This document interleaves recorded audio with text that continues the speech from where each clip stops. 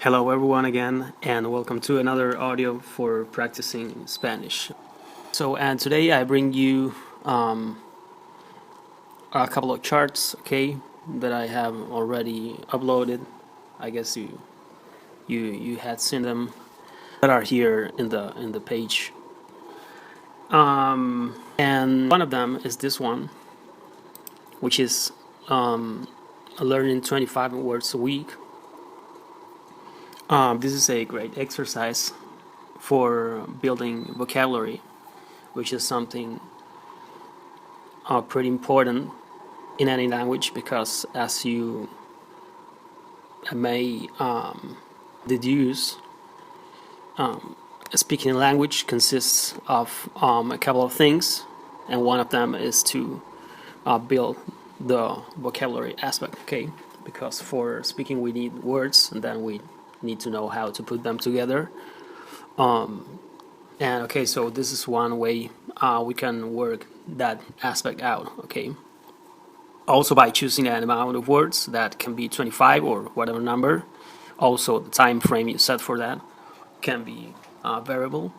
But with this concept of exercise, okay, you can have you can do it anytime, okay, to keep building your vocabulary.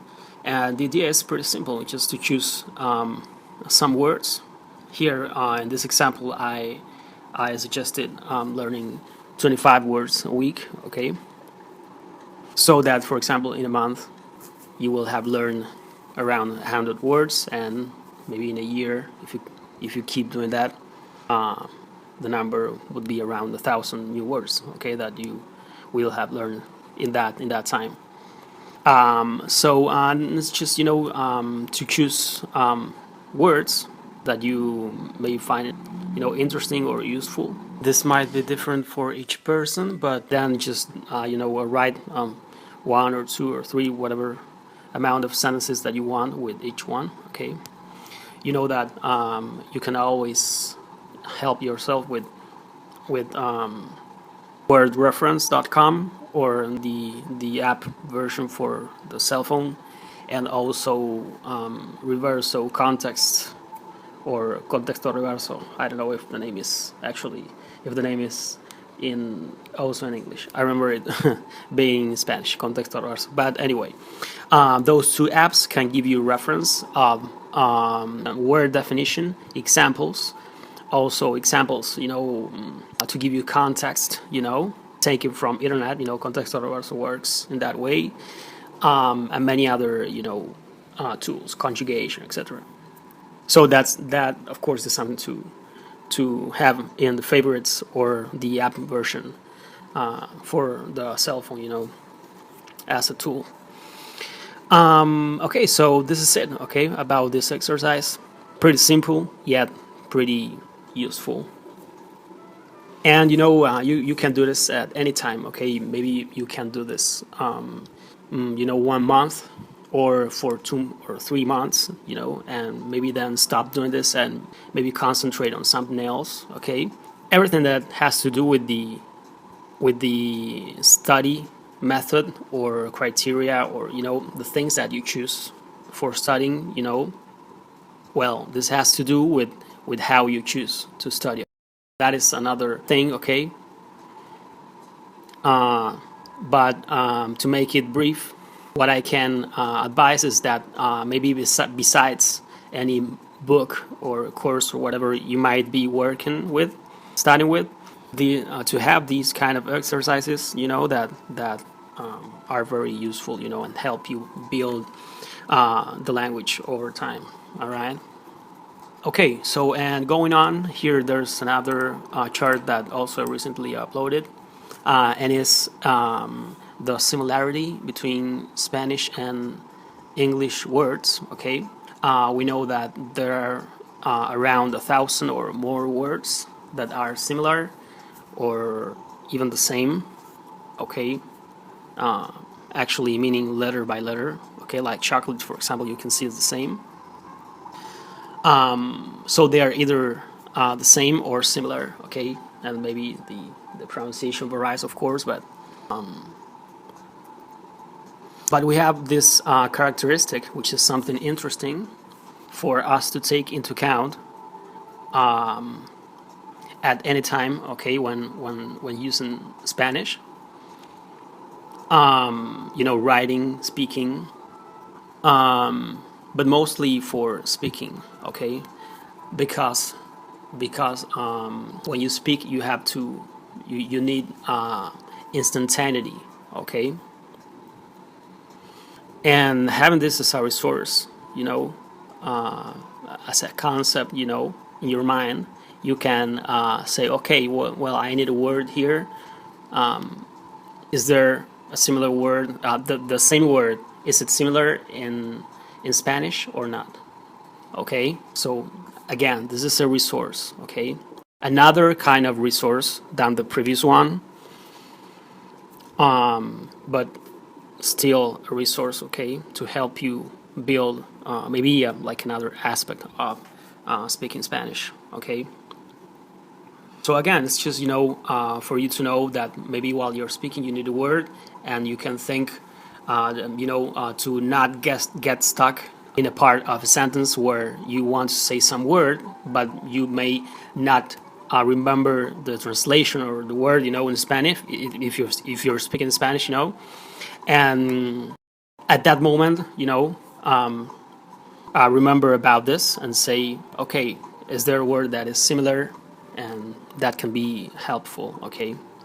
As you can see, there are many words. This is just a brief sample of the words that are similar. I believe that there are around 1,000 or even more words that are similar or the same, So this is another tool or resource that we can have, okay, for studying Spanish. Okay, and I wanted to close talking about, I like to talk about different random topics, because I think that there are many things, that might be interesting, and mentioning one and another can be interesting and useful for you, to have certain notions of this. Okay, so I will mention them. So I want to close this audio mentioning about the pronunciation and accent aspect, okay, of the language. I would say for you to know, okay, that there are around 3 main distinguishable accents in Spanish, okay? But take into account this is just a generalization that I'm doing, okay? And each of those accents, they do have variants, okay, within each of the accents. All right. Again, it's just a generalization, so that you can, roughly speaking, generally speaking, know how many, more kind of distinguishable accents in a general sense there are. All right, in the world. Okay, so here I take into account precisely, as I'm saying, that aspect. Okay, a generality that has to do with the amount of people that speak it, and in a general sense, how that particular aspect can be identified through certain characteristics, of course, because each of these accents, of course, have characteristics. So the important points are those, okay? The amount of people that speak it in a certain region or countries, or country or countries, and the sound aspect, that's characteristic of that accent. So the 3 accents that I would mention are the Spanish from Spain. That's one accent I would mention. The Spanish from Latin America or South America, except for 2 countries, that would be the third group, okay, which is the Rio Platense accent, if you want, or the accent from Argentina and Uruguay. And those would be the three groups, okay? And I'm gonna mention some characteristics of them. And always remember, as I just said, that this is just a generalization, because then each country or region or countries have actually variations. It's not all just the same accent and cadence and pronunciation, etc. But it's more just as I say, a generalization for you to have an idea of which could be the three main accents, roughly speaking, generally speaking, that you can find. At least that to my ear, I would say that are more like the three branches or families or recognizable accents, overall and generally speaking. Okay, so for example, the Spanish from Spain accent has a characteristic, which is the S sound, which sounds like an SH in English. The sh. Estás, and compuesto. Okay, that sound. That S sound, okay, that sound is characteristic from Spain, and I would say from Spain only, okay, because then there are other characteristics that are shared with the other countries or regions. I will mention them now. I would say that characteristic it's only from Spain, okay.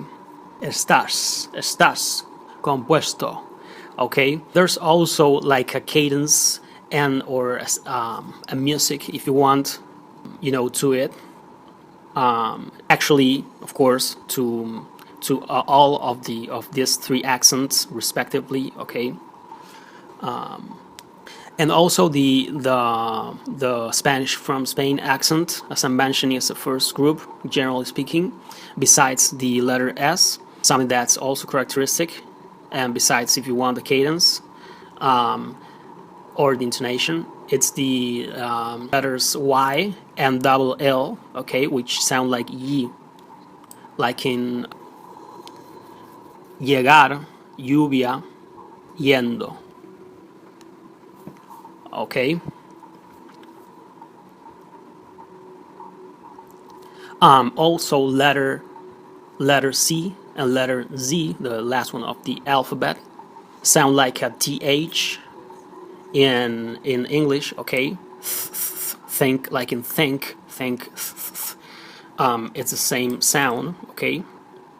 So that's another sound that's particular of Spanish from Spain, okay. Like in cadencia, okay.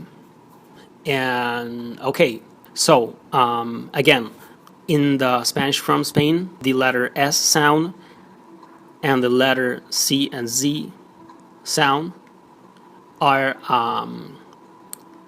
characteristic and only happen in principle in Spain, okay, in this variant, not in the other two variants, okay, which include many countries. So it's something that's particular of Spain, okay. But for example, the letters Y and double L, which as I already mentioned, they sound like Y, okay, like in llegar, yendo, lluvia. Those sounds are shared with the second group, which is the Latin American group,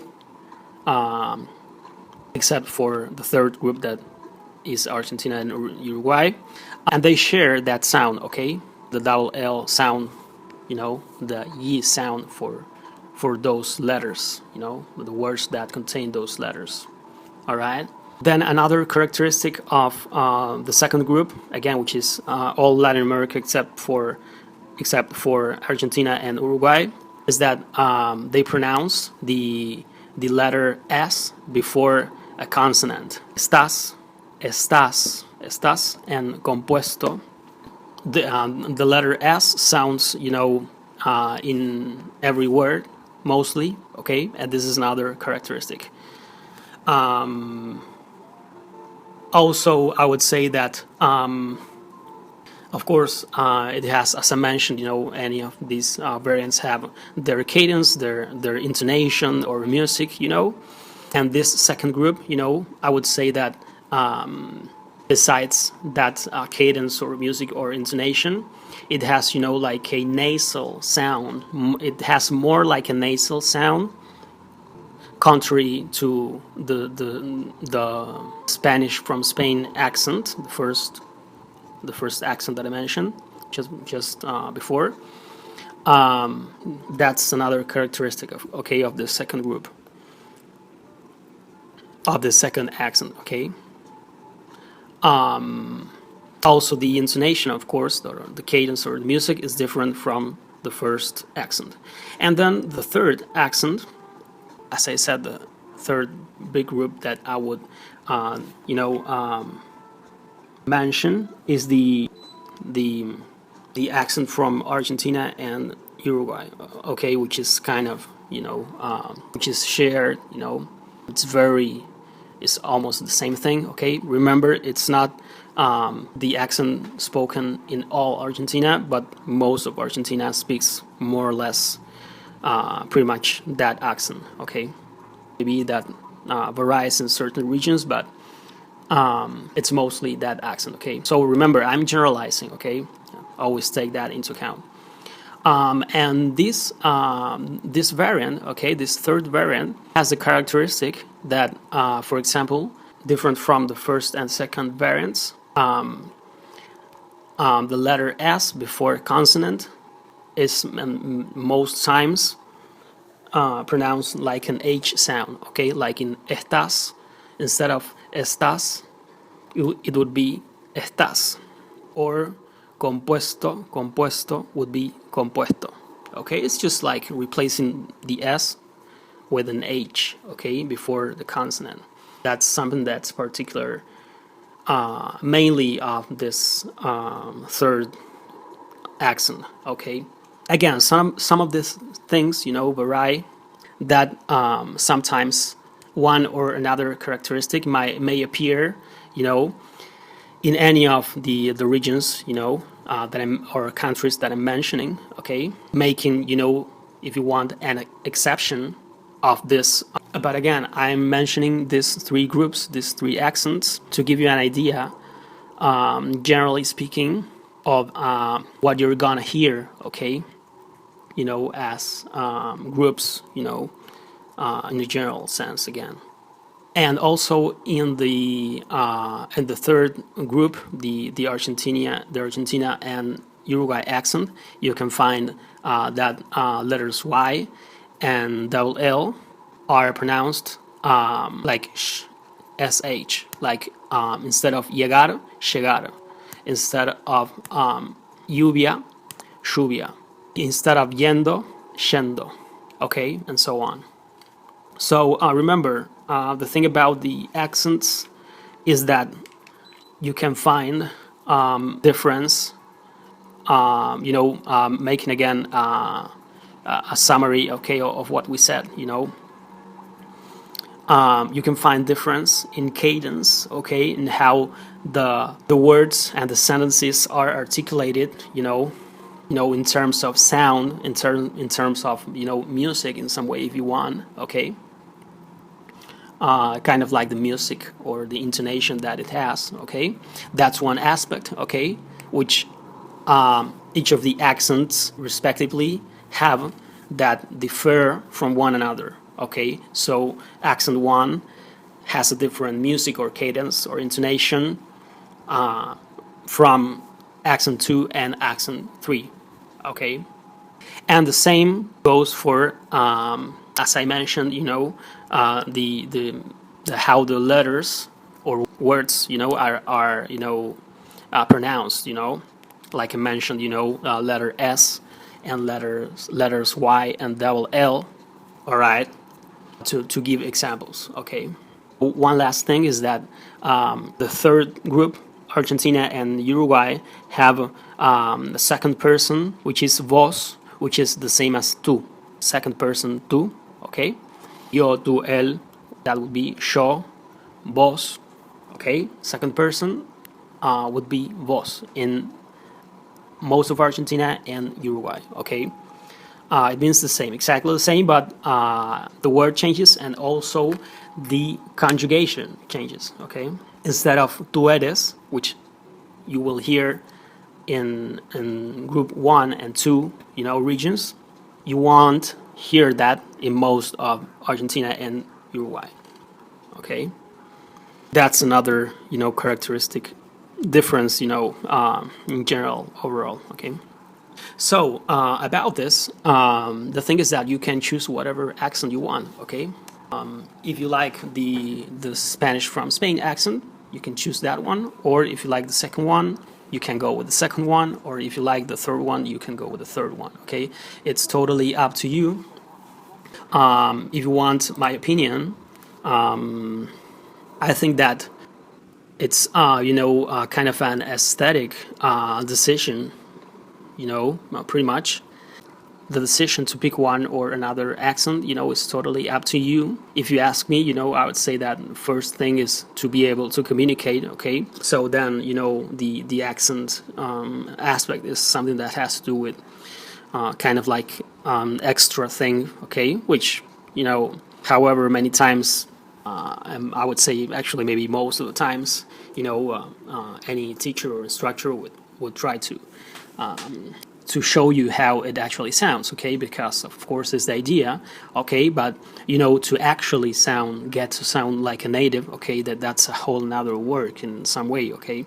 So what many times happens is that the sound is one of the aspects that is kind of maybe one of the hardest, and speaking, also besides of the accent, maybe one of the things that are most difficult. But again, just to make it shorter, whatever accent you want to choose, okay, it's up to you, and which accent you personally prefer. There's people that, for example, speak with their own native accent in another language, so they won't sound like native speaking that other language. For example, someone from, I don't know, from France that learned Spanish, or someone from Vietnam or from Australia, whatever, okay, that learned, for example, Spanish. If they don't choose to concentrate on copying certain accent, they will sound like, there will be reminiscences of their native accent and sound, overall, when they speak Spanish, for instance. If you would take Spanish as an example of the language that one of those people might be learning and speaking, okay? So, you know what I mean? Okay, so that's another thing that's very common, to hear, people speaking a learned language, which shows reminiscences or, characteristics in the sound that are actually, from his or her native language, all right? Of course, I would suggest that whatever accent you choose, to try and always speak with that accent, not mixing it with others. So again, this is totally up to you and what you prefer. So I hope you found this useful, and see you again in another audio lesson.